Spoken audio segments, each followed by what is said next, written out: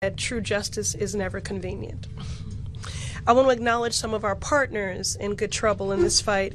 Senator Cory Booker, our co-lead in the Senate, Chairwoman Yvette Clarke of the Congressional Black Caucus, Congresswoman Bonnie Watson Coleman, Congresswoman Latifah Simon, Congresswoman Summer Lee, and the more than 70 members of Congress who have signed on to co-sponsor the legislation that was first introduced.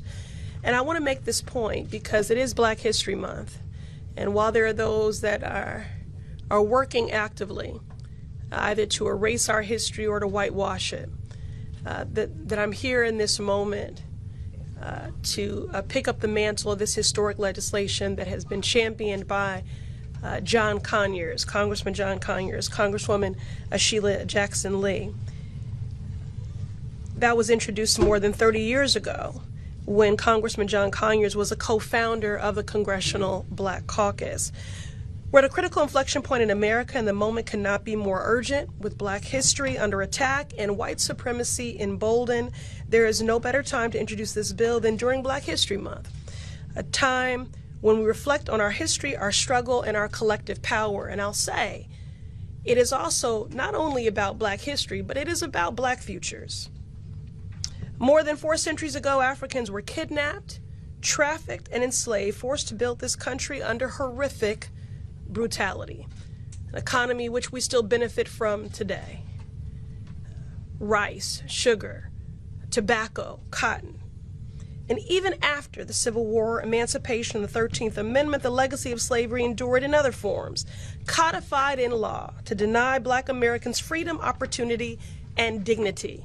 And that's what brings us here today. This brutality, these injustices, these horrors were not things just happened within the culture by osmosis. They were legislated. Today, with Donald Trump and Republicans waging their coordinated and at times unlawful assault on Black folks and Black history, we will not allow that history to be erased. We will not allow it to be whitewashed.